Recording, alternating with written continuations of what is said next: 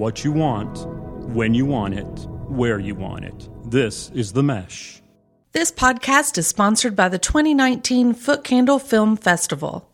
This year's film festival will be held September 27th through 29th in Hickory, North Carolina. Learn more by visiting footcandlefilmfestival.com. Footcandle Films. Film news and reviews from two guys who really like movies. This episode is brought to you by the Footcandle Film Society. For a schedule of upcoming screenings and membership information, visit the Society's website at www.footcandle.org. Hello and welcome to Footcandle Films here on themesh.tv. My name is Alan Jackson. I am co-director, co-founder of the Footcandle Film Society and Footcandle Film Festival. With me is Chris Fry, also co-director and co-founder of the same aforementioned organization. So, Chris, how are you doing today? Doing good. Should be an interesting discussion today. Two movies that are exactly the same, so it's going to be challenging to It's going to be hard to tell them apart Yes. in our reviews because, I mean, the plot and characters are just so incredibly similar in tone and style. Exactly. We are joking, of course. I think these films are probably about as polar opposites as we can get, which is something we kind of tend to do on the film. We do. The review show here when Not we have two films. No, we don't really plan for it, but just kind of works out. I think maybe we kind of balance out our own taste of films we want to see at any given time. So in a particular week, we normally see a couple films that happen to be very different from one another, just to kind of keep us on our toes and mix it up a little bit.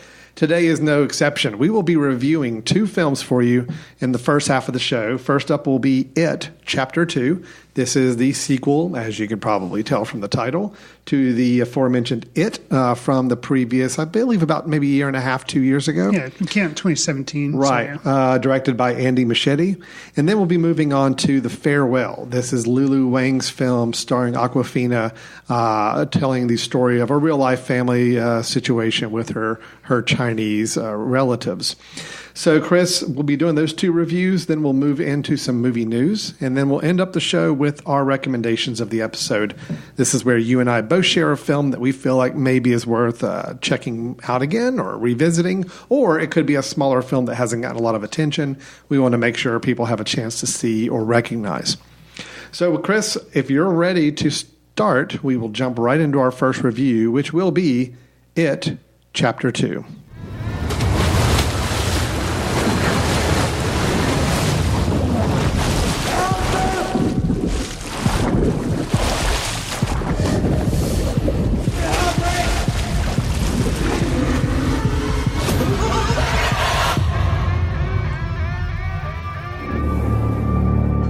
To the losers.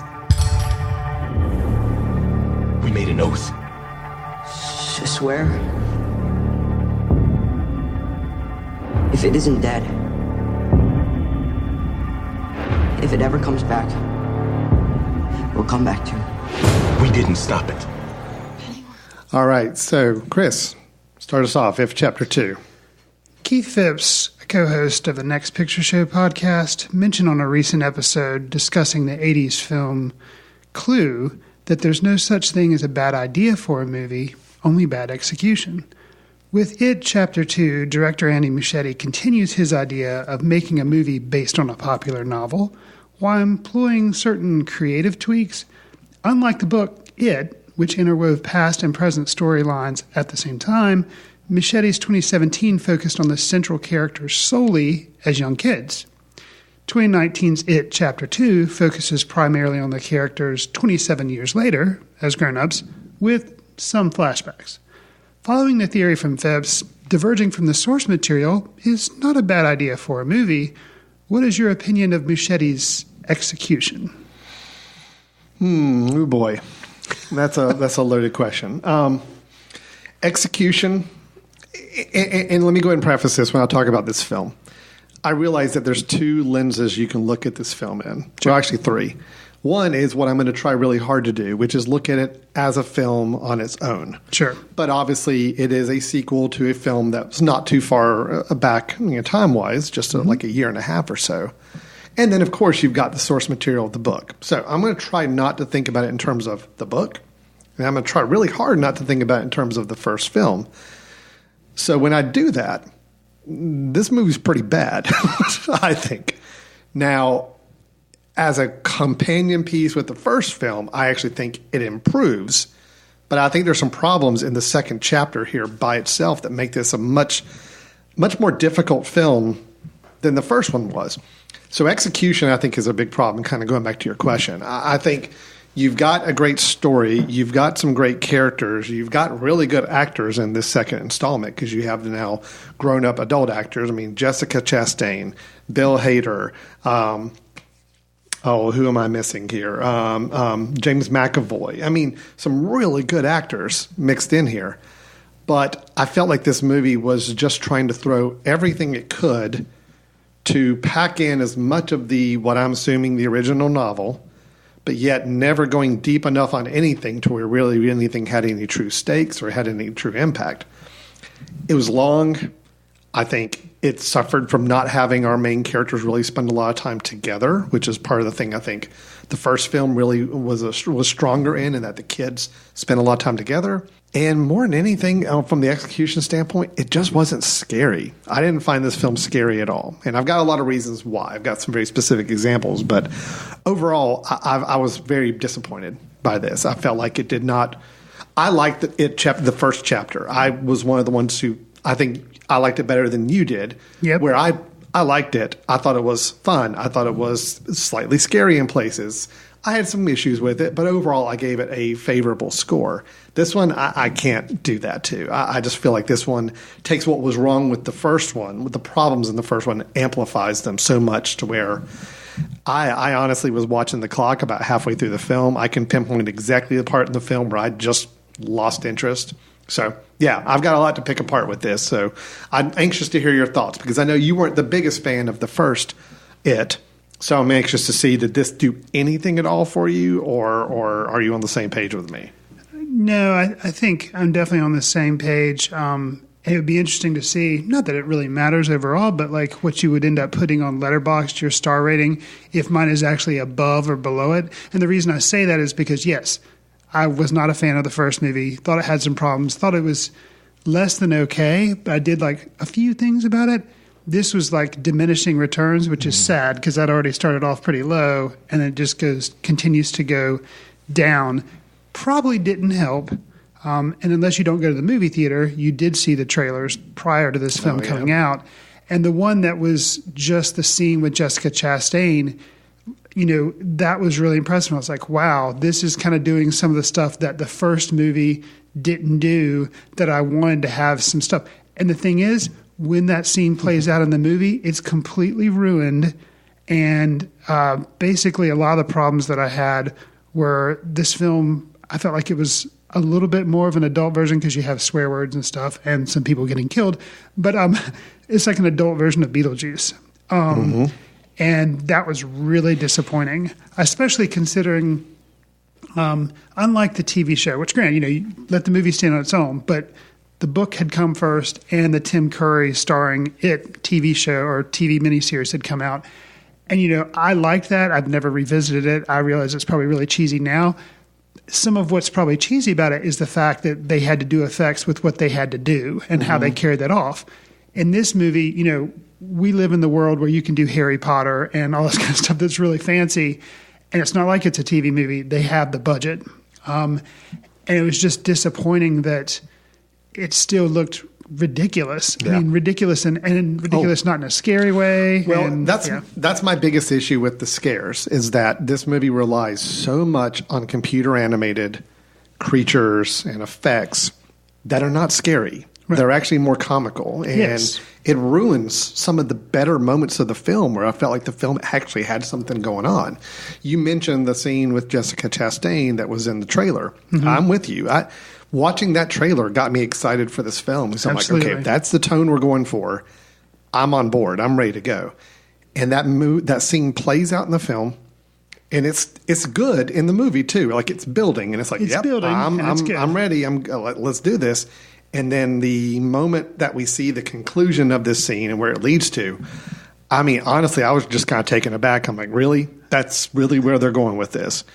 And it was just ridiculous. And now again, I'm not going to reference the book. I know the book has a lot more kind of creature mythology and some of the things that are lifted straight from the book, but it just did not translate the way they decided to do it in the film, in the execution here. So, yeah, the best moments of the film were ones that were just severely undercut by some horrible animated creatures or just jump scares. I mean, this whole movie is like the only thing that I found myself waiting for in the film and thinking, okay, here it comes, is a jump scare. There was never anything frightening. There was never anything disturbing. There was never anything that like upset me. It was all just, okay, I know you're in a dark room and it's building and there's silence for so many seconds. Something's going to jump out. So I'm just waiting for it to jump out. Oh, there it jumped out. Okay, good. Now move on to the next scene. That's not the way a good horror movie should work. So I didn't find a single thing scary in this film. I'm sorry, a giant computer-animated Paul Bunyan statue stomping through a park. There's nothing scary about it. Yeah. There's nothing scary about it. Right. Now, could you have made it scary? Oh, yeah, there's absolutely ways you could have made that because I'm sure that was in the book. That was something, a vision that was probably seen. I know there's ways to make it scary. The way it was presented in this film was nothing at all scary. Well, it's like they needed to take a page from The X-Files, and which was a TV series which often used darkness to make things scary, and it's what you didn't see that made things scary. And even more recent films like It Follows and stuff, sometimes it was just like the dread of what was coming, and then they didn't try to over CGI things. Right. And that's that was really my problem with this, is that they showed you everything, and that was kind of to a detriment. There's a scene where there's a confrontation, Eddie's confrontation in a pharmacy cellar. Yeah, the build-up was great. But then once the actual confrontation happens, silly. Just really silly. That was my other scene I was going to point out. I loved the build-up to that scene. Yeah. I mean, and I'm not giving away too much, but it's, in a, like you said, pharmacy basement. It involves kind of his mother, and there's this real tension building. There's something underneath a kind of a sheet that's kind of inching closer and closer, and it's really kind of a good tense scene. And then when the sheet comes off and the scene concludes, it's the same way as the previous scene I was talking about. It just ended comically. And there was a weird music moment in that scene too. Do you recall that? Yes. It was like really Eddie's, all right, I'll just go ahead and say, he's having stuff kind of vomited on him by some creature. Right. And for the 5 or 6 seconds that happened, they're playing Call Me Angel, Juice Newton, right? For no reason. Like, what was the point of it? There's no other popular music drops, and it just completely undermined what could have been a very terrifying scene. But with the animated creatures and then that kind of dropping in humor for really inappropriate reasons, the tone of the film was just all over the place. You started off... we basically we've been railing on it. I got some positives to say, but yeah. And so I want to say, a couple of positives. I agree that I think Bill Heder as Ed, no, he's which kid is he? As the kid that he plays, they do. Richie, thank you. As Richie Tozier or whatever, he's good. Well, and he's funny, but his character's meant to be funny. Richie was funny in the original one as a young kid. Bill Heder played it for laughs, but he also played, which is in the book, like damaged, and so he did. I thought he did a pretty good job. He was good. I liked of being damaged. Mm-hmm. Like you said, Jessica Chastain being Bev, I thought she was good, and I think it. I still am a big supporter, even though I really liked Tim Curry as Pennywise. I did. I know, like, if I go back and watch it now, it doesn't hold up. I think you've mentioned how it doesn't he hold actually up. is fine. Okay. It's just the rest of the movie doesn't hold up. But I think Tim Curry still, is a classic Pennywise. And Bill Skarsgård as Pennywise, I think is amazing. Yeah. Any problems with that? Like, I do not lay at his feet. I think he's really good. He has the look. He has the physicality. He has, when the few lines that he does get to deliver, he's very menacing with them. There's one where he, shortly after the Beetlejuice CGI woman has the confrontation with Miss Kirsch, has that with Beverly, she kind of sees Pennywise in a state kind of from his past a little bit. And, so that gives Bill Skarsgård a chance to actually look semi-normal. And I thought he did really well in that, too. I think for me, so other than the performances I've kind of called out, and this is going to sound kind of strange, and I'll try to explain it. instances where they let creepy be scary worked. For example, there's a bleacher scene with a little girl. There's a scene kind of towards the beginning of the film where a couple is jumped by thugs at a fair and ends up in one of them being in the water, and then Pennywise kind of lurks from the side of the riverside. And that was probably the creepiest scene in the film. And they don't overdo these things. They're just kind of there, and they let creepy be scary. Didn't need a jump scare. Nope. Which they could have used, and jump scares are fine. Well, and there was a little bit of the jump scare with the girl under the bleachers. But the build-up was actually and it was really fun. good. And then they didn't just, it was the way they did it. Whereas the instances, I'm using air quotes, which doesn't work for a podcast, scary instances fell flat. And like we've already mentioned, the Miss Kirsch part, Spider Pennywise, Eddie's confrontation in the cellar, and something else. If you would have just minimalized it, the fortune cookie scene, okay? Yeah. And I'll defend it a little bit. Well, I'll defend about maybe 30% of it. That idea is in the book. Sure. That idea was in the TV series. Yeah. But actually, what's pathetic to me is that in the TV series, they kind of carried off because I guess they couldn't really do a lot, so they just have like the fortune cookies crawl around a little bit, and it's weird, and it sets everybody on edge, and everybody gets kind of freaked out. They weren't seemingly content to do that here. They really had to go over the top. Overboard. And it just got sillier and sillier and sillier. And it's just, tone, script. Well, that what's moment right happening? there is kind of the moment where I kind of checked out and said, all right, I know where this film's going. Because honestly, I'm digging the first 20 minutes of this film. Okay. So the phone call part. The phone call. Yes, It's repetitive where, you have Stanley. Mike calling everybody because things are happening. But I liked kind of catching up where everybody was and their personal lives, and everybody's response to it was interesting. Like you say, it was pretty impressive because, and I've heard some people deride it for being kind of repetitive, but I thought it was actually well done. And actually, when they all converged at the restaurant, I like the dynamics there because it's like they're all having, they're kind of, you're starting to realize as an audience member, they don't remember exactly what happened. And it's slowly starting to come to them. And they actually play that really well. It's like they're all starting to, this sense of dread is now starting to creep in. Then when it hits the fortune cookies and it goes completely CGI, cartoonish, I'm like, okay, I'm afraid you've now lost me, film. So I'm checked out. I will say this. Let me get some good notes in here. Okay. I thought the cinematography is gorgeous. I thought the looks of the shots, the layouts, the way the shots were framed were wonderful.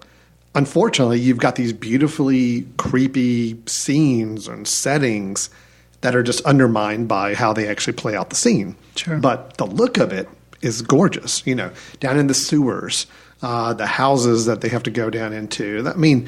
It's some really well-shot things. Just unfortunately didn't lead to anything really positive in the rest of the film. I did think that I agree with you about Bill Heder. I thought the score was good. The music was good. I liked the music throughout the entire film. I thought it was very... it was big, and it was. And they borrowed some of the themes or some of the sound from the first movie. Sure. But it worked because it's continuity. Absolutely, it worked. And one other positive I'll give the film, as tempting as I'm sure it was for the film's financiers or producers or whatever to do something at the end that kept an open door or led to what may be a potential sequel or to give some little last-minute little thing. They didn't do it. Right. They closed the film out. The film has a true ending. It absolutely ends. It rolls to credits, and it's an ending. And I admire that in any kind of franchise-type movie these days. Because, unfortunately, I read the news. They're already talking about how they make a third one out of this. Oh, no. Oh, yeah, absolutely. Of course they're going to. Goodness. But I love the fact that the film ends. It's just there's so no this movie was all a dream by one of the losers. And so then the third film will actually be good? I don't know. Maybe. That would be a little bit of a saving grace to it. But, yeah, the fact that it ended. It's like, yep, that's it. Done. Characters, here's where they all are. Here's where you are. Movies scroll credits. We're done.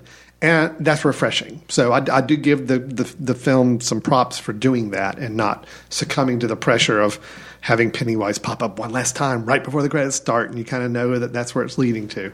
Now that granted, they can still figure out a way to make sequels if they choose to, but I like the fact that it stands alone. Here, I would agree. I'm glad the fact that seemingly you thought they had ended it, but, they may make a third one. I'll say with the film, too, in addition to the CGI, my other major gripe, it's not with the acting, it's not with the cinematography, it's not with the music, like all that you said. Something about script direction, specifically with the script and the direction. The script, it just tried to do too much, which I think you can tell because of the running time. The sidestep of the Native American backstory with Mike just slowed the progression of the story and was clunky and just really kind of confusing. The only reason I kind of knew a little bit what was going on is because I'd read the book. Well, and so I thought that was disingenuous because it just added stuff that didn't need to be there. And the artifact gathering also falls in that same thing. You were mentioning how it diminished for you. This film diminished because they split up the losers. And that's what that effectively did, and it just didn't. Well, in each of those scenes, I still, like you said, I did not understand what their role was. Right. So I didn't understand, why are they collecting these artifacts? What is that supposed to do? What exactly is an artifact they're looking for? It seemed very haphazard and random. Right. And it just seemed like a reason of, let's just go have them each go do these little side adventures and have their own fears revealed, or whatever the scenes may be. And the culmination of uniting all the artifacts doesn't really... No, it didn't do anything. Didn't make any difference. What I got the impression of, Chris, is that, okay, they made the first one. They didn't know if the first one was going to be successful or not. So they wanted the first movie to be fairly standalone, which it was. It was all the kids. Except for the end of the credit scene where they said, like... Well, yeah, they said if he ever comes back, we'll come back. Chapter 2. Yeah. But I think that may have been added, again, late in the process when they know the film's going to be pretty good. Right. But again, they made the story of the film be that it could stand alone. They didn't really dip into the mythology. They didn't dip into anything about who Pennywise is and why he's here or whatever. It's just, he's just pure feeds off of fear. That's all we care about. And the way we fight him is not to be afraid of him. Simple. It was a simple movie from a story standpoint.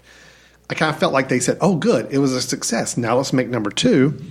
Now we got to cram all that mythology stuff in here, but we don't really want the film to get overloaded with all that. So let's just do enough to recognize it and give people a little taste of it. But we're going to spend more time just on these other little scary things we want to do. So it's like, it didn't give full service to it. It's like, if you're going to go that route, you kind of need to go full tilt and just explore it and let us understand what it's all about. But instead of seem more content to just say, we're going to give you a very high level quick summary, and then just trust us. Everybody has to go do these things, and there's a reason for it. You don't need to ask why. Just go with it, I heard someone on a review after I kind of created my notes. It was nice to hear other people kind of feeling the same way. This film, I know length is always an issue, but this is a story that needed to be a true miniseries. 6-8 episodes, 6 or 8 hours spread out with breaks and that's the way this story needs to be told, because there's a lot of dense material you could go into. Right. And to give each person some true time to have some depth and background story.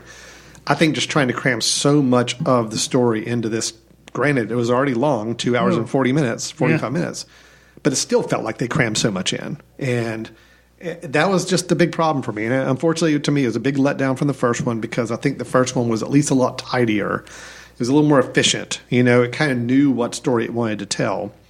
And it did it. And was it completely successful? No, but I thought it was good entertainment. This one got to beyond entertainment. It's purely like drudgery, just trying to get through, and was frustrating. And, like I got to ask, okay, there's the very first scene of the film, we have an attack. Yes. That happens, a homophobic attack. Yes. Brutal. Yes. Tough to watch. It was the first 10 minutes of the film. Granted, it did lead to what I agree was a very creepy scene in the water under the bridge underneath it. Right. That was good. But I don't understand why we needed that brutal attack to get to that point. Well, and the reason you don't understand that is because somewhere between, they're trying to cram, I think, it's double-edged sword. They were trying to be too loyal to the book, which was where a lot of the stuff got crammed in the script. Basically, from what I remember of the book, it's kind of trying to show you how Derry inherently rots people. Okay. And just rot. And so what it was trying to show you is like, okay, all these years later, 27 years later, there's this fair in Derry, and these people come back. One is from New York, and then one guy actually had lived in Derry, so they come back and they're going to the fair. And just the homophobic hatred and all that, you're like, wow, this is really dark, really upsetting. And then you realize, like, yeah, Pennywise has never left. That it's just this rotting festering. And that makes sense. Right, it does, but it's not communicated But there's well. nothing following up on that in the film. All we see a bunch of violent homophobes do a horrific act. Right. And then that's it. They're done. You know? I mean, there's no other mention about in the film that the rest of Derry is being like rotting and infected and evil, whatever. We get none of that. Well, it's almost like Pennywise just happens to be under the bridge. It's like, oh, look, hey, somebody just happened to fall down. I'll take care of that one. You know? Right. So. And then the pulling in from the first film. Now, granted, I saw it once. I did not revisit it. Actually, that's not true. I did see it twice because one of my kids wanted to watch it. So we watched it at home. So I guess I did see it twice, but it faded from memory. Not a favorite movie of mine. But they pull back in a thread from the first movie about the guy who was basically like being used as a tool by Pennywise and by the the evilness in Derry, and he like kills his family. And then this one, he comes back in and is like stalking around. That to me, there again, just didn't work. Well, it didn't go anywhere. Didn't go anywhere. I mean, we still don't even really know what happened to him later in the film. He vanished. He's gone. So, yeah, I felt like they felt like in this second chapter, they needed to cram in a lot of things, and they did. Oh, yes. And they crammed in too much. And the things that they did cram in, they didn't explore far enough to really make them meaningful. It was almost just a little bit of fan service. Mm-hmm. Speaking of fan service. Oh, beep Richie? What? Beep Richie? What's that? Okay, that's a phrase that was in the original TV series that's in the book. Yeah. And that was kind of a taunt that Pennywise the Clown would do. Oh. And it came from out of nowhere. And Bev says it when they're like walking through the house. She's like, beep, Rich. And you're like, okay, that was pure fan service for no other reason. And it was like, know that. oh, I know the fan service you're talking about. But it was so needle scratch because my kids were like, that's dumb. Why did she say? I'm like, well, there's a reason she said it, but you don't know it because it doesn't make any sense. I think I was already so bored with the film at that point. I didn't really pay attention. You checked out. You're talking about the guy who was selling the bike back to, I mean, we had a couple odd cameos. Now, granted, that cameo, the bike salesman, you get why he's in there. Oh, yeah. But the whole illusion throughout the entire film about the ending of books, which is something that, Stephen King, the author, kind of has gotten a lot of criticism for. Oh, yeah. I get it. You want to make a joke once? Okay, make a joke once. Yep. They made it, I swear, 5 or 6 times during this film, at least. Yeah. And it was just beat you over the head with this idea. Well, they had to make it 5 or 6 times to make enough running time. They were afraid this movie was only going to be like 30 minutes. Well, and then I didn't understand, why is Peter Bogdanovich in the film as a film director in the early part? I mean, funny, but I don't. It was just random. I don't know. It's a movie reference. If the movie's a better movie, I can kind of take that and be like, oh, that's interesting. But after about 2 hours and 45 minutes, I'm looking back in that scene like, why? Well, at least what was it even there for? Stephen King, spoiler, he does make a cameo. He's in the film. At least Peter Bogdanovich's was rather short. It was very short. I thought where Stephen King's was a little more played out. I don't know. It was just odd choices. Odd choices in the film. That's a strange thing for me. So I'll close out my thoughts by saying, and I know everyone's concerned about whether or not I will be willing to go see, apparently, It 3. Mm. Okay, here's my pitch for It 3 that I would actually put down my money and go see. Mm-hmm. It is actually a prequel to both of these films. A prequel? And it stars none of the kids. It stars none of the actors we've already seen. The only one who returns is Bill Skarsgård as Pennywise. So like the and it's kind of like his him. Circus days and like the evil. That would actually be interesting. And I think okay, and then you can get into some of the Native American stuff and actually have it make sense. You can get into some of the other stuff and some of the backstory that they kept trying to cram in this one. Actually try to explore. Well, I tell you what, too. Make it super low budget. Oh. No computer animation. Okay. All right. Go small. Get a different director. No offense, Andy. I mean, I think, I see you are a talented vision director. I just think the story and the weight of this thing got away from you. And I think the use of CGI really damaged the film. But get a smaller film, make it smaller, make it a little more intimate, make it scary. Mm-hmm. But yes, absolutely. And take the Pennywise character explore the backstory of kind of how that developed. Because we saw, like in the apartment, some pictures. Photos. And granted, they could have been ones that were more dreamlike, made up for Bev to see. She could have been hallucinating. But there also could be some elements of the story there of like the human form that he took and how this creature adopted this human character, a clown, to be the physical representation that all these kids see. Yeah, no, I like that. See, this is what Hollywood needs, people. They need us kind of feeding some ideas here. I love it. I'm on board. If I had money to finance Chris, I would finance that film right now. Awesome. The one other thing I'll just say, last little final point, just so I can get it off my notes and check my boxes.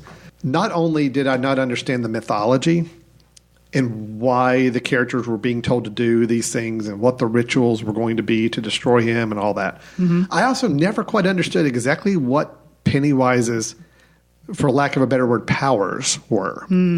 Because here's a great example. All 6 of the characters go off on their little find my token Scooby-Doo mystery where I got to go find this whatever thing I'm supposed to get for this ritual. Right. And half of them are saying when they see these visions or they see these things that are terrifying them, like the Bill Heder character seeing the giant Paul Bunyan statue chasing him. He's sitting there saying, this isn't real. This isn't real. And he's like closing his eyes and telling himself this isn't real. And sure enough, he opens his eyes a little bit later. Yeah, it's all gone. But yet Eddie, who goes down into the cellar and has the encounter with the creature down there and gets vomited on, comes back up and he walks right by everybody else. And it's like he's covered in vomit. He's like, yep, I need to go clean up.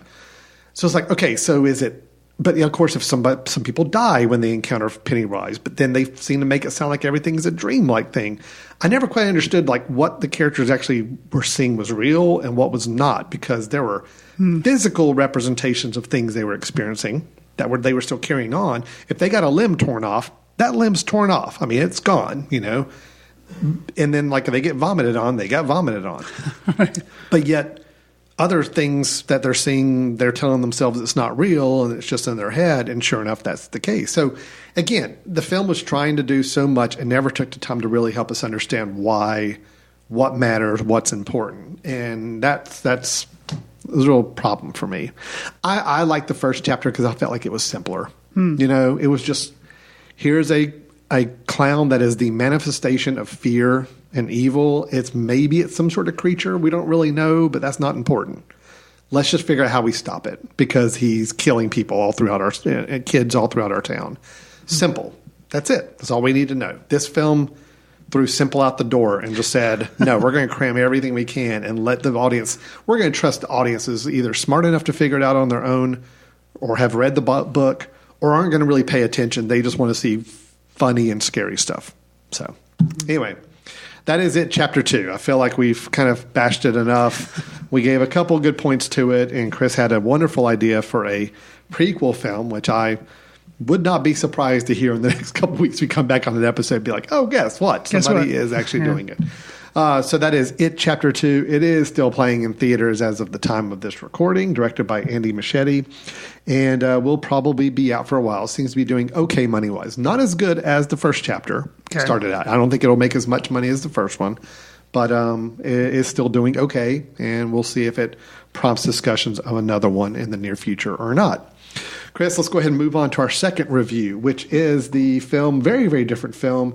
It is the film The Farewell. Please tell me. Minan is dying. She doesn't know, so you can't say anything. The family thinks it's better not to tell her. Why is that better? Chinese people have a saying, when people get cancer, they die. We have to go to China. Wedding is an excuse so everyone can see her. He's my only cousin. Do you think I should be there? You can't hide your emotions. If you go, Nana will find out right away. Really? So, Chris, with Lulu Wang's The Farewell, we have a story that is, and I don't feel like I'm spoiling anything by saying this, that it is based on a true story. It's even kind of presented that in the very first frame, based on an actual lie, is the very first word It's one of the best taglines because it's on the poster and stuff, too. So, it is based on a truth. I'm not going to go into too much detail on the whole real story of it because I think it's a pretty fascinating story behind the film. But regardless, this film is based on something in Lulu Wang's her real life. She wrote this story. She presented this story first on NPR, I believe on, was it This American Life, as a story. So like a good 20-minute, I believe, radio story discussing and talking through it. Got a lot of attention. People really liked the story. So then that got enough energy to make the film from it. Chris, you and I have a belief system here on the show I believe we've covered in the past where some films are better as documentaries than acted films because we feel like sometimes, the acted films don't go deep enough or they don't – we just could have been better served as a documentary. My question for The Farewell, knowing that this is a story, Lulu Wang's personal story, that you can imagine her telling – in a amount of time over a radio program, and you're hearing it, and it's a very personal story, and it's very direct with her. Translating it to a film where you've got people acting, you've got characters you're having to build, and you've got a lead actress, Awkwafina in this case, playing a role, basically playing the Lulu Wang surrogate, from what I understand from the real story. Right. My question is this a film that is a worthwhile film to go see, or would you prefer that it just remain a story that's being told as an interpersonal story? Did it translate to a film in your mind? And do you think it captured this idea of a family situation in a way that was entertaining and informative to you? The idea of making this as a documentary, that would be interesting. And it could be, I think it could be done. Would it have been better? I'm not sure. Well, even just the idea of it being just a story being told, right. Someone sitting down and telling a story. It could be done, and it might be, but I will say I think the story is better served as being a narrative film and being slightly fictionalized because, if for no other reason, more people are going to see it. Yeah, true. And I think the strength of this film is the fact that it is a glimpse into the Chinese culture and the family dynamics from a Chinese perspective. And if it was just this as an American family, then it all takes place in America, then maybe like a documentary, it would be more like humorous and then it'd be fine. But something about having it be narrative, and that way you can experience things, air quotes, firsthand because it's being fictionalized and you're following the lead characters. They're trying to deal with their feelings and how she's interacting with her family in China. So I don't know. In this instance, I guess I would say it's better served narratively as being instead of being a documentary. Did you like the film? I did. Okay. I did like the film. I thought what's interesting is you mentioned Awkwafina, who has gotten a lot of praise. She's a comedian. She does a lot of stand-up. She was in the film Crazy Rich Asians, which I caught, and I liked. Okay. She was in it, and she's this very outsized, loud person, and she used for comedic effect in that film. And so to see her in this film, and she has a really distinctive voice. Like you hear her talk and you're like, oh, and they before I even knew, Awkwafina, that's the character name that she uses for her stand-up. Before I even knew she was in this film, I heard her voice and I'm like, that's the girl from Crazy Rich Asians. I wasn't familiar with her stand-up, but I'm like, that's gotta be the same person. There's no way it can't be. But for her it's like in this film that she really has to tamp herself way, way, way down. And that's impressive for me because she seems like somebody who just is always outsized. It'd be like telling Robin Williams or Eddie Murphy, okay, just play really... Dial it down a little bit. Dial it way down. Like you're normally at a 13. We need you to be at a 2. So that was impressive for me. But yet she still gives a pretty good performance. However, I will say... the person that you hear a little bit about, but for me, it was the one that kind of overshadows the whole process and it's her movie, which you'd think it was because it's, she's important, would be the grandmother or Nai Nai. And she's just really, really, really, really good. That's Xu Zhao playing her as a famous Chinese actress. That my understanding is it took a little convincing to get her to take this part, to play the grandmother. But she was. I thought she was great, really good, very good. And so she was a lot of fun to watch. And also Lulu Wang. I think she's made some small films, some short films. I think she made one other feature, but this was kind of her big, putting it out there, and the cinematography, the editing, the score and music were interesting how they were used. And it offered a lot more for me than what I thought I was getting into. I mean, I thought this was going to be your typical kind of out of Sundance, 70 or 80 or like 80 minutes, maybe almost 90. But it was going to be kind of quirky, kind of funny. Oh, look, isn't it funny they lied about, you see the whole setup in the trailer and you're like, okay, I can totally tell how this is going to feel. Sure. And it was actually a lot more meat on the bones than what I was expecting. No, there's a lot more. I really like this film as well. I thought it was great. I enjoyed it. It's one of those films we show twice at our film society. I kind of regretted not watching this one a second time and instead going off to the theater to see it, Chapter 2. But so this would have been a good second one to watch a second time. I'm with you on Awkwafina. I thought she was really good. I thought she put in a great performance. I really liked the grandmother character, Nai Nai, as well. Really, all the characters. I thought the characters were all interesting. And I love the fact that this film could have gone so broad. Yes. It could have gone Which is what I was expecting. Where the characters were all caricaturish and just kind of over the outlandish characters, all not really slapstickish, but a little more manic comedy. And they didn't. It was very subdued. Kind of what Crazy Rich Asians was. Yeah. It was very subdued. The characters were real. I mean, she's got her father and her uncle. And within a few scenes, I knew these guys. Like, oh, yeah, I get it. Yeah, they're brothers, haven't seen each other a while. I know what this one's like. I know what this one's like. I know what the grandmother's like within a couple scenes. Like by the time Billy gets to the grandmother's apartment in China and they're all sitting down and having a meal, I'm like, I've got everybody figured out. I know who these characters are already. And it's so good. I don't know, because there are a couple little like dinner scenes, and I don't know if it was the one you just referred to or maybe it was a little bit further when they had another dinner. But there's this one where they're all sitting around eating, and there's like this slowly rotating table. It was great. And basically, it's a dynamic where you have the family blame game going on, and someone says, oh, yeah, well, Nai-Nai's here, and you left to go do this. And then the person, you left and gone to America and done this. She's like, right, but you're sending your son away. And it's kind of like, don't call me out if I can't call you. And there's just and it's that whole family tension that's like, the worst Thanksgiving meal you could ever imagine. It's like, but it's not really bad. It's not over the top. It was played realistically. It's just understated, like, okay, well, I'm going to call you if you're going to call me out. But it wasn't done mean. It's not this real heightened thing, but it was extremely, extremely well done. I realize we've gone, 10, 15 minutes talking about this film and never really mentioned what exactly the plot of the film was. So I guess we should mention that. So a Chinese family does discover that their grandmother has a diagnosis where she only has a certain amount of time to live. I think it's only like a few months to live. And they all, as a family, decide that they're not going to tell her, which is a fairly common practice in the Chinese culture. The idea that if you tell the person that they're dying, that's going to actually propagate them dying quicker, as opposed to you don't tell them. They live happy the rest of their life. They don't know, and just let the family absorb that burden instead of the individual. Billy, played by Awkwafina, is living in America with her parents. Doesn't quite see that because she has enough, I think, experience living most of her life in America, and thinks, no, we got to tell her that this is only fair to do. So there's a little conflict there, a little interpersonal conflict, and then the family dynamics around it. That's the film. So, I thought it was really good. I've got a couple of little things I wish had been done a little differently. There were a few too many scenes. I don't know. Maybe I feel like I'm being very nitpicky on this, but when you've got such a film that just works on every level, it kind of makes a couple scenes stand out when I don't feel like they gel quite as well.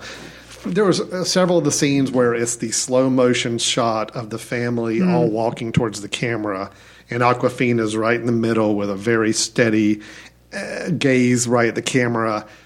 It was a little overplayed a few times. It kind of gave it almost a sense of a Wes Anderson film? A little bit of a Wes Anderson quirkiness, or trying to be a little more self-important, and those didn't work for me. When you've got such a great natural feel for the rest of the film and everything seemed very authentic, those were just a little more stylized. I just didn't think worked. But again, that's really my only misgiving from it. I thought the rest of the film worked perfectly.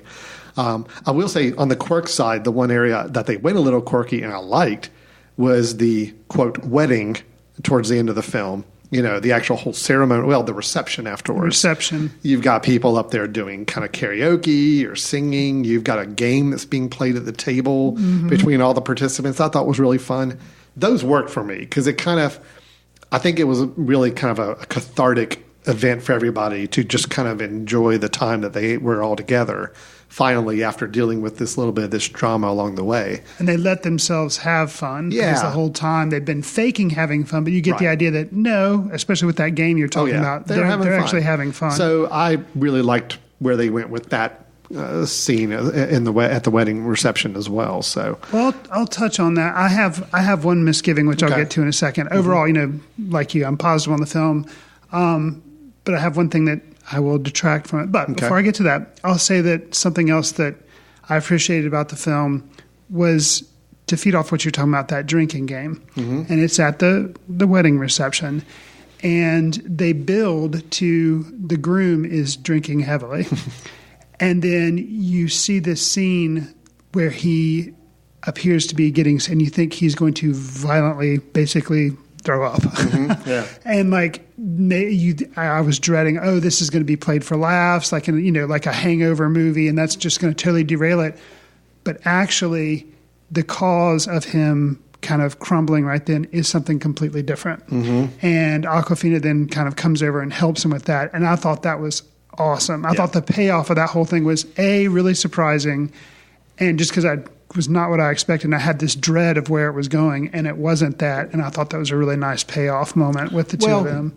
It was nice, I think, kind of tying off that too. I mean, somebody in our film society even made this comment afterwards that the Billy character, Awkwafina's character, the granddaughter, basically, although she's the one struggling the most throughout the film with whether or not, how to deal with this situation and not always agreeing with the family about keeping it a secret, by the end of the film, she's actually one of the stronger people, where it actually is starting to take its toll on one of her father and his brother, and then you've got the groom. I mean, it's just these people aren't.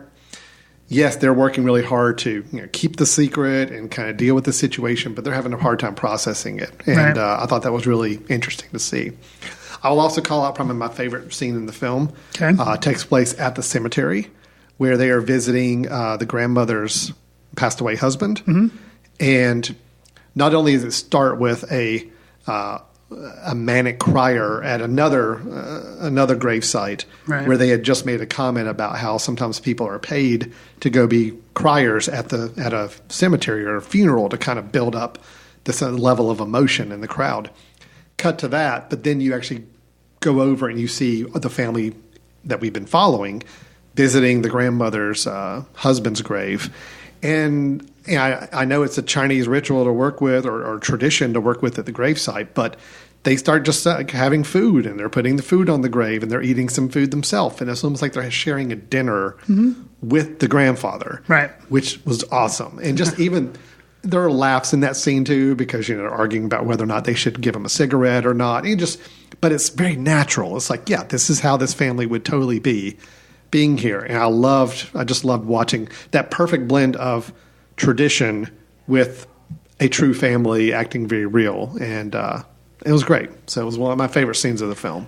So I'll say that, and I'll allude to things because we don't want to spoil it for people who haven't seen the movie. But my one kind of false note, I guess, that I'll say that I feel like the film hit for me was I was mixed on, let's see how to phrase. I was mixed on the credit kickoff scene featuring actual footage of the grandmother. I feel, now I don't know, because, despite the fact of being able to give notes on what It 3 could be, I'm not a studio exec, have no idea. But I feel like in a way it kind of took away some of the film's impact of the ending. Yeah. And then that scene kind of was it just hit me a little wrong. And I wondered if in a way it was added to try to make it more uplifting, or it was like, well, let's put this on here so that way we have a happy ending to a film as opposed to an ambiguous ending, which we know sometimes audiences hate. I took it as the director. This director and the writer-director made this movie based on their real situation. Right. But my understanding is that they felt like by the time the film was actually made and released, their family situation would be different than what it really was. So in a way, it's like putting up that last slide is almost like a little bit of a joke for themselves, too, of saying, look, we made this film. We thought it was going to end this way. This is the way we expected it to end.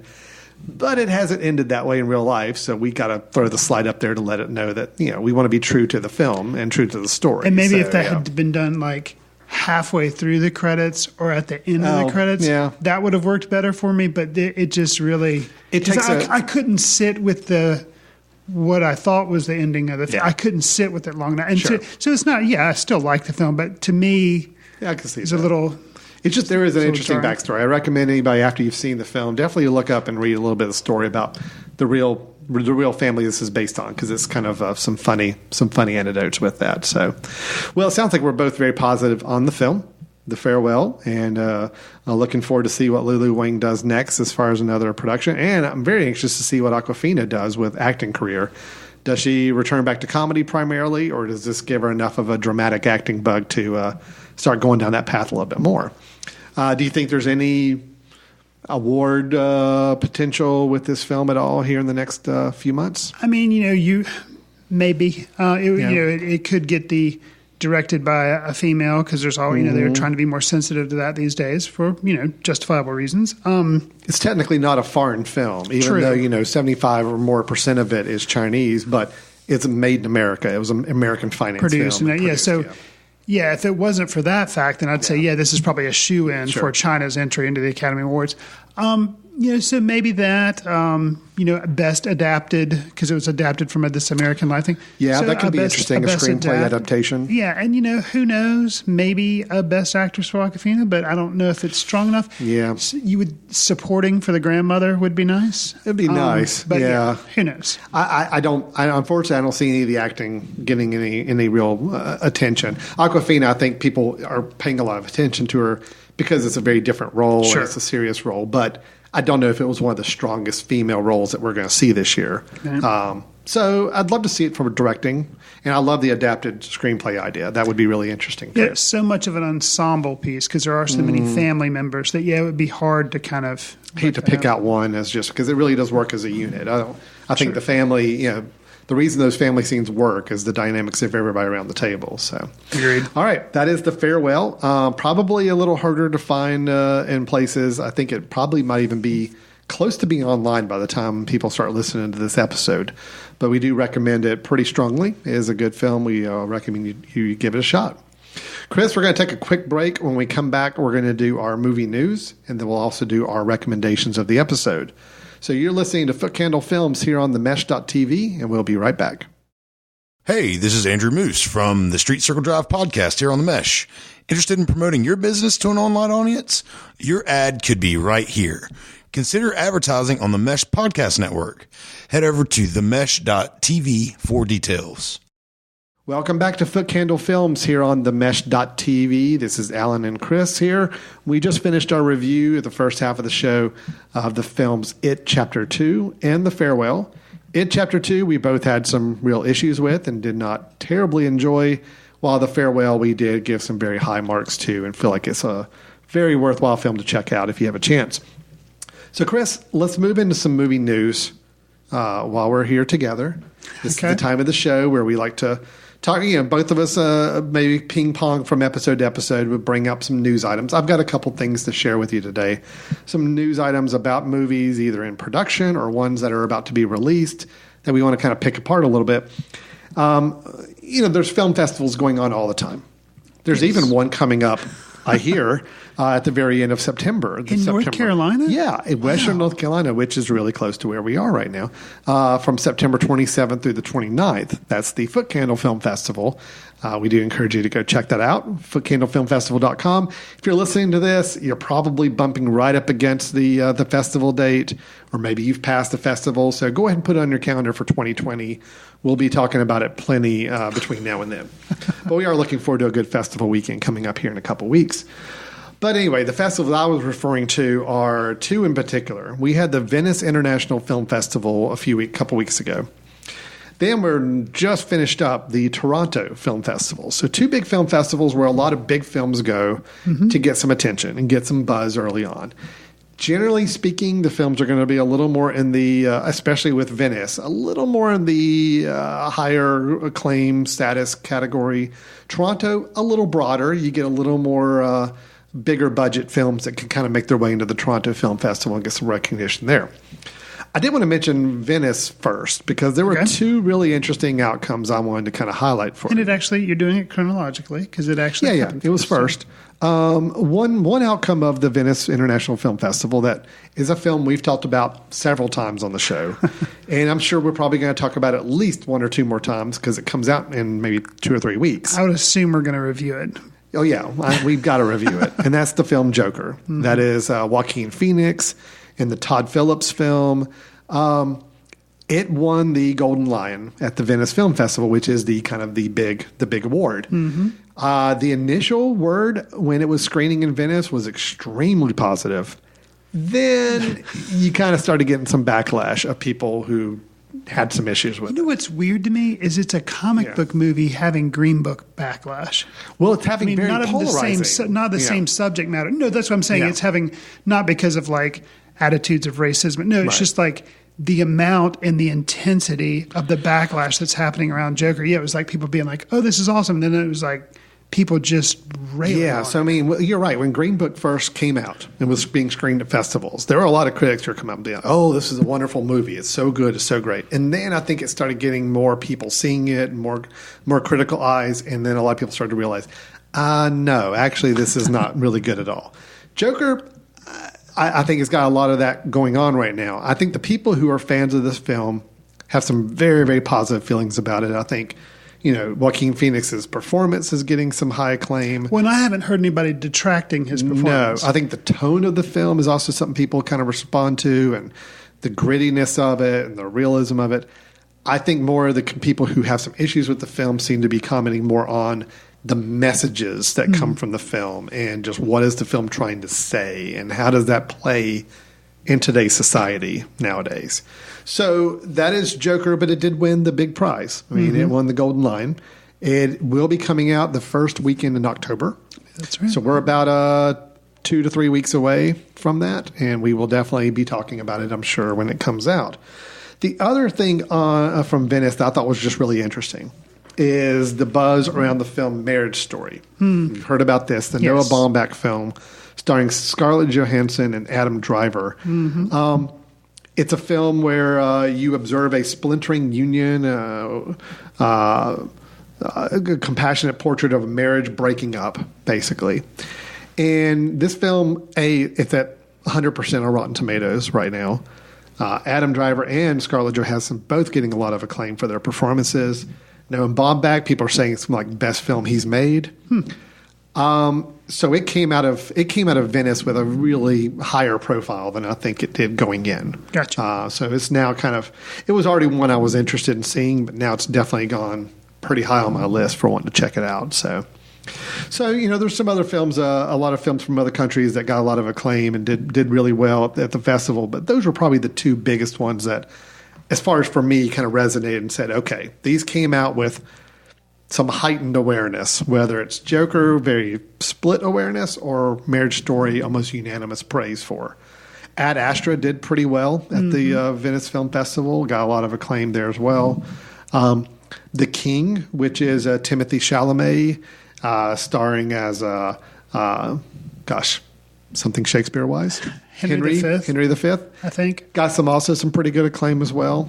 So, I mean, some movies did pretty well with it. Then we moved to Toronto. And again, Toronto is a bigger festival, or as far as like bigger budget films kind of making their way in.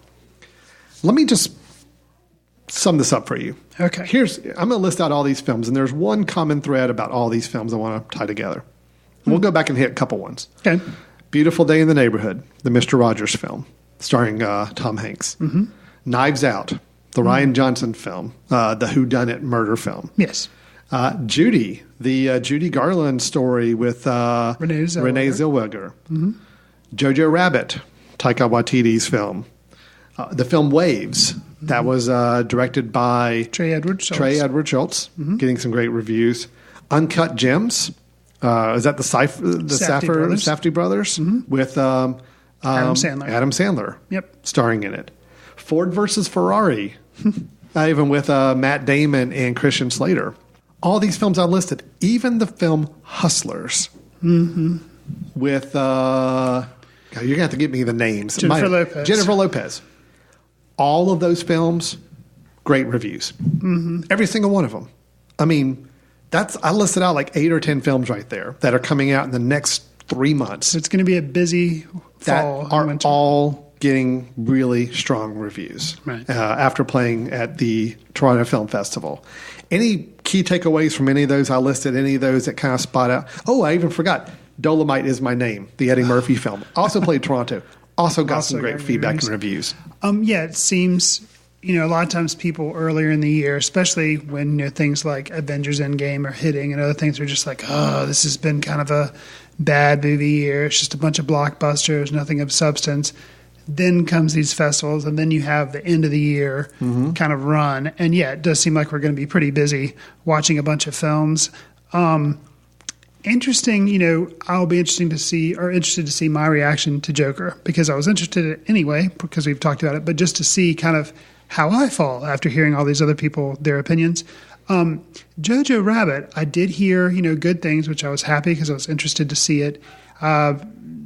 Taika Waititi actually won the Ebert Director Award at TIFF as well, and it got the Audience Award winner at TIFF, so it took away 2 really big prizes at Toronto International Film Festival. No surprise if you've seen the trailer, Taika Waititi plays like Hitler. And some people have detracted a little bit because they say it just didn't, I don't know, they say it didn't quite work or something about it.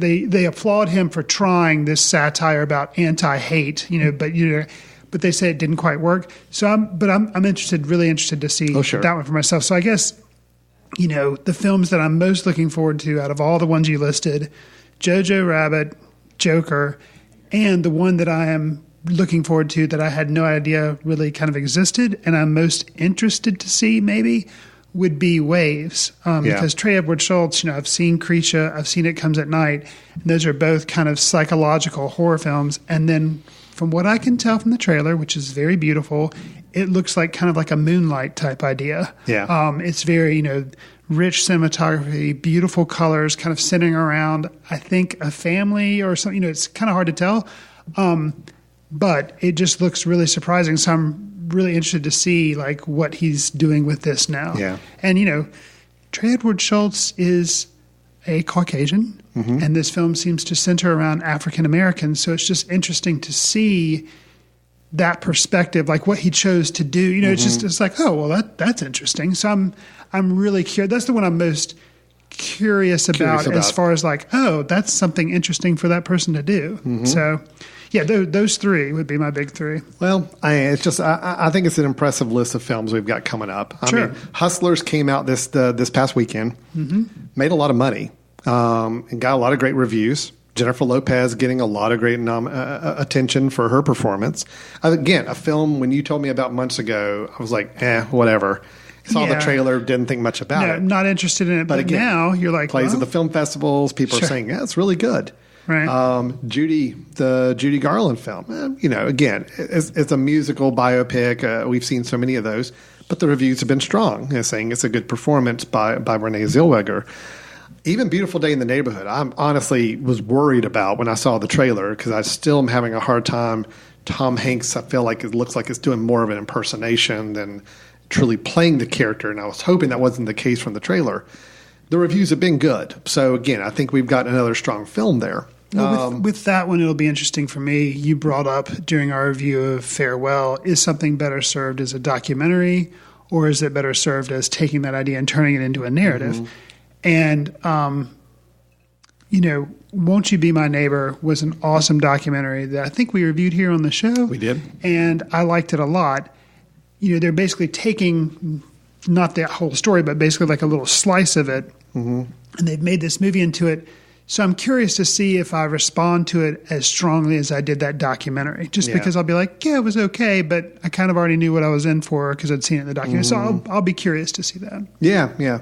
So a lot of great films. Very excited about the fall season. These are all ones all 11 of these that we've mentioned are ones I'm now interested in seeing. One film that I know played at Toronto, maybe not the best response to it, and probably, it's still one I'm curious about, but it's not as high on my list. Steven Soderbergh's latest film, The Laundromat. So this is starring Meryl Streep, Gary Oldman, Antonio Banderas, Jeffrey Wright. I mean, a great cast. really stacked with the actors. And it's exploring a 2015 news story behind the Panama Papers. So a Midwestern woman played by Meryl Streep, going through and learning about that situation. My understanding is it plays... it's both comedy, but it's also dealing with a real life story. I understand Gary Oldman's very kind of over the top Gary Oldman. The feedback I've got is that the tone's kind of all over the place and it just doesn't really work as well. But I know that was one that a lot of people were excited about, but doesn't sound like it really is held up or didn't come out of the Toronto Film Festival with quite the strongest feedback and response. Still one I'm curious about because I like Steven Soderbergh, but sure. See how that turns out. I'm curious about two films. We'll harken back to a film festival that happened even before Venice. But the Cannes Film Festival, the winner of the Palme d'Or at that was Parasite by Bong Joon-ho. Yeah, that's another one, yeah. And I know very little about it, but I've heard that it's kind of awesome. And I've heard the less you know about it, the better. So I'm not even going to try to find out what it's about, but I look forward to that whenever I can end up seeing it because it is a Korean film, so it might be forever and a day before I get to see it. But I am looking forward to that one. It won an award at Cannes. I can't remember if it was Venice or Toronto, but this film came out kind of one that you said on the didn't get such a good reception note. And it's based on a book, which I have read, called The Goldfinch. That's the name of the book. And the name of the movie has Nicole Kidman, has Ansel Elgort in it. Man, have people been really brutal on this movie. Didn't turn out very well this is going to be an example of where Chris can't wait to see the movie because his expectations are so low. It may actually be a good I'm like, viewing you know for what? You know, the book was interesting. Okay, maybe, and Jeffrey Wright, I believe, is also in The Goldfinch. So, okay, maybe it's not going to work, but I still want to see it because I did enjoy the book. And let's just see what they can maybe make work. Sure. So, no, I'm with you on that. I'm still interested in seeing the films, even if they're not getting the best response. And granted, we are looking at them all in kind of this microcosm of it's a film festival, all these critics packed in, you know, everybody's kind of spilling their beliefs out online. Sure. So it does help kind of to skew the film a little bit. We've seen so many examples of films that got skewered at a film festival. When they actually come out in wide release, people see it, they really respond well. So we'll just have to wait and see. But I guess my big takeaway from this is I think we have a embarrassment of riches going into the fall of films to be looking towards. Yeah. Which is nice because I don't feel like we've had that the whole rest of the year. I feel like January through September, it's kind of been like, well, you're reaching to find the films that you really are excited about. Right. And now from October through December, I think we're going to have a lot. Yeah. So I'm very excited. Me too. So, Chris, with that, since that was kind of an all-encompassing news item talking about the festivals, let's move right into our recommendations of the episode. You and I both sharing a film we think is worth checking out that we want to make sure people know about and hear about, or maybe revisit. Maybe it's one you haven't seen in a while and we just happened to stumble across it, like I did in a sleepy, drowsy state on my couch and catching back up with a film that I had forgotten all about. I'll jump right into mine since I kind of did the little lead-in, if that's okay with you. Have at it. So, the 1990s. It was a magical time, Chris. I went to the movies a lot when I was a high school and college student. Okay. That was kind of my thing. And, you know, I dated during that time, and a kind of a go-to date would be you go to the movie theater. It's easy. You don't have to actually talk to the person. You look at a screen. A little bit of that. And plus, also, I think this was like the early stages of me realizing that how somebody responds to a movie afterwards is a little bit of a telling tale about how compatible we may be. Gotcha. So there were two films in the early 1990s that I saw many, many times in a movie theater and on several occasions on a date. Okay. One of them was Dances with Wolves. Ah, yes. Now, is that your recommendation? No, it's not. Okay. No, I still love the movie from a sentimental standpoint. It's got problems. I've seen it recently. Parts of it don't hold up as well, but it still works for me. I still like it. Gotcha. Now, the other movie that was my go-to date movie for a while, and this was, gosh, when was this film released? This film was released in now, you've already recommended the Brothers Solomon, so it's not. No, it's not that. Okay. It was the movie Ghost. That was my go-to date movie. This is Jerry Zucker. who Jerry Zucker was part of the Zucker brothers, who had done some of the Airplane, Naked Gun. I mean, he'd done a lot of slapstick, over-the-top, broad humor stuff. This was kind of a break. It was him by himself directing a movie, and he did one that was going to be a romance drama. I did not realize he directed Ghost. Yeah, it was kind of, I remember that being kind of the deal with it. Huh. You got Patrick Swayze, who up to that point was Mr. Roadhouse and Dirty Dancing and all that, trying to play something a little bit, not as macho, not as big-fisted, dancing and all, just a little more of a subdued character. Demi Moore and Whoopi Goldberg. Now, on paper, this movie sounds pretty bad. Okay, just a young man's murdered. His spirit stays behind to warn his lover of an impending danger with the help of a reluctant psychic. Sounds fairly cookie cutter. It sounds terrible. It does. And I remember when the trailers came out and the movie was being hyped, it's like, ugh, that doesn't sound good at all. I'm not interested in this film. But I remember going, I think, on a date to see it and actually thinking, dude, I kind of like this movie. It's like, this actually kind of works for me. There's a lot of problems with it. There's a lot of things, if you think too hard about it, it doesn't make any sense. But I'll admit, as a romance, it's really good. It's very emotional. It has some great little bit of supernatural elements to it. There's actually some kind of creepy moments, in it. It's tense. It has a lot of buildup and drama. I mean, it actually works for me as a film. It's one of those films where I think they just kind of hit lightning in a bottle and said, all right, yeah, this could be a formulaic studio film that's just going to go straight to DVD. But it's like, no, we actually kind of got something here, and it worked, and the audience is connected with it. And I really like the film. I mean, you're bringing the show full circle. There's no such thing as a bad idea for a movie, only bad execution. And I agree. And yeah, on paper, that sounds like a terrible idea, but I agree with you. It's actually well executed, and it's a good movie. Here's how good that movie is. Yes, as a teenager, and then in college, I was aware of this movie, and I was like, oh, that looks terrible. And then I saw it, and I actually want to rewatch ostensibly a romantic movie, which is also kind of a comedy because Whoopi Goldberg plays the psychic. Sure.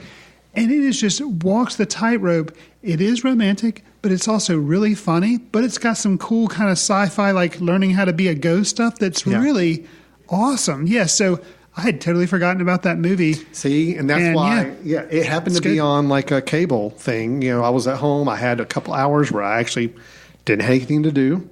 Nobody else was in the house. Everybody else had gone off to do things, and I was just kind of there by myself. And I started watching it. I'm like, oh, yeah, I remember really liking this movie. And wonder if it holds up. I'm like, yeah, it actually absolutely still holds up. All right, awesome. The effects. Some of the ghost effects, they're pretty bad. But, you just kind of look past that. I mean, it doesn't ruin the film for me. It dates it. Okay. It is a dated film. It is a 1990 film. I mean, it's pretty clear at this point. But, again, Patrick Swayze, man, guy had charisma. He did. That was good. Whoopi Goldberg, this was a time where she could just kind of let that Whoopi Goldberg persona go and just have fun with it, and it played the role really well. Demi Moore was fine. I mean, she's not an actress I'm too big a fan of, but I thought she did a great job with the role. Sure. And even like as the kind of quote bad guy. I mean, he really it's Tony Goldwyn playing Carl. Carl is Sam Wheat, which I think is an interesting name for Patrick Swayze's character, Sam Wheat. Sam Wheat. Sam's best friend or coworker Carl, it turns out was kind of involved in Sam's murder.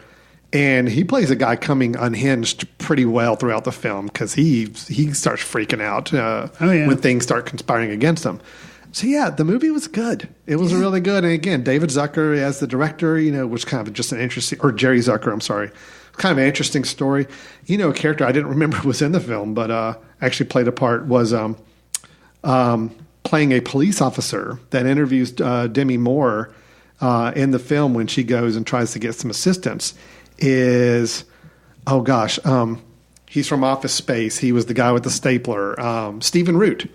Stephen Root has a small part as a police officer. It's actually really good. He's a very serious role. Oh, so completely not what you not funny. He's not comedic at all. He's very, very serious. And so, yeah, that was kind of interesting to see him in the film as well. Anyway, I'm saying Ghost. I saw it again. I like it. It's still a great movie from that time period.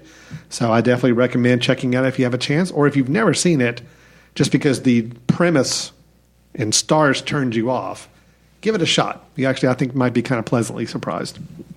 Chris, what have you got for us? So I'm going to recommend a documentary that's made its way onto Netflix.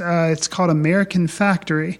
Okay. And the reason I'm recommending it is it actually ties into some of the culture ideas, or not culture ideas, but some of the exploration of the Chinese culture that we talked about with The Farewell. The idea is it is a documentary, so it's true. In post-industrial Ohio, a Chinese billionaire opens a new factory in the husk of an abandoned General Motors plant, hiring 2,000 blue-collar Americans. Early days of hope and optimism give way to setbacks as high-tech China clashes with working-class America. So my Letterboxd review just kind of threw this out as a Michael Keaton-less gung-ho. And that's, because it's not funny. I mean, there are some instances of humor, but it's kind of an example of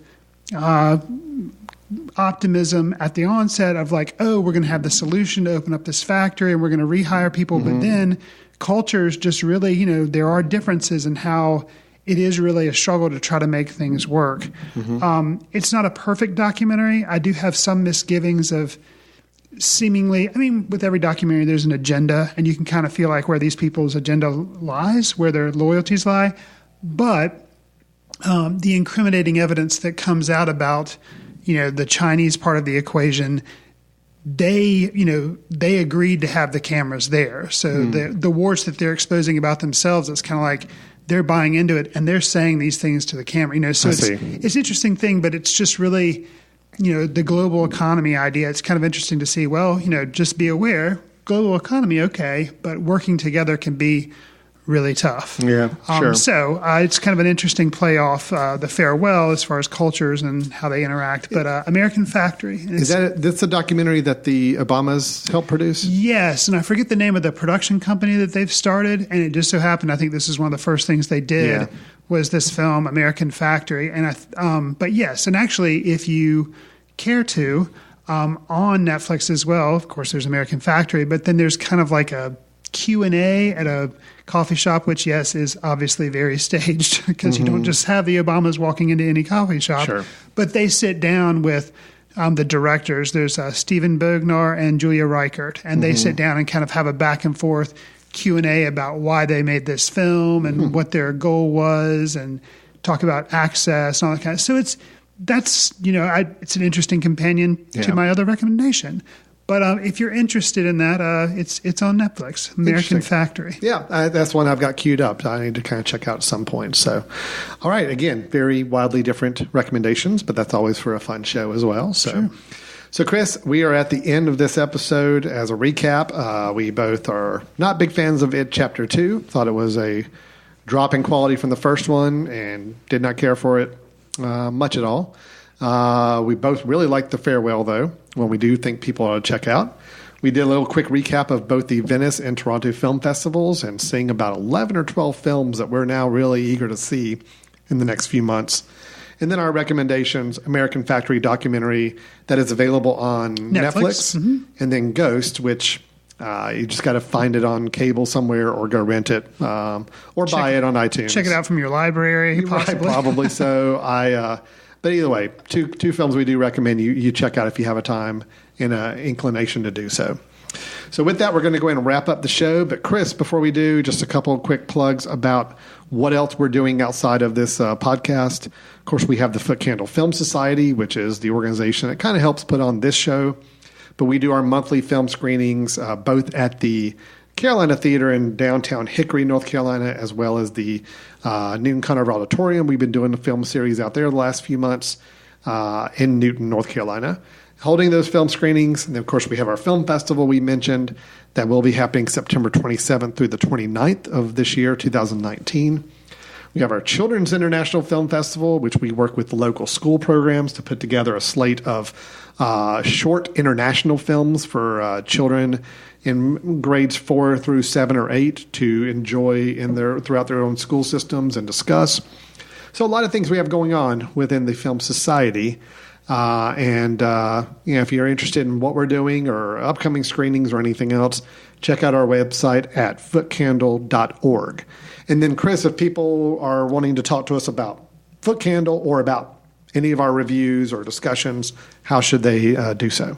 quickest and easiest way is to probably send us an email to info@themesh.tv with Footcandle in the subject line. You can also follow us on Twitter at @FootcandleFilm. Alan and I are also on Letterboxd, where we track or try to track what films we've recently been watching. And if you like this show, awesome. Please consider subscribing to the show on iTunes and leave a star rating or review to help us reach new listeners. If you're more of a Spotify or Stitcher or Google Play type person, we're on there as well. Yeah, so a lot of different ways to listen and a lot of different ways to reach out and just talk with us.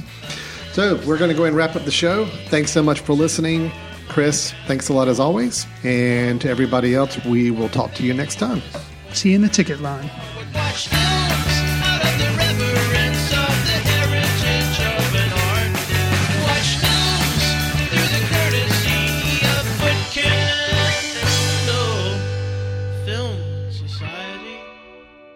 Special thanks to Carpal Tuller for the show theme music. For more about Carpal Tuller, visit www.carpaltuller.com. You've been listening to The Mesh, an online media network of shows and programs ranging from business to arts, sports to entertainment, music to community. All programs are available on the website as well as through iTunes and YouTube. Check us out online at themesh.tv. Discover other network shows and give us feedback on what you just heard.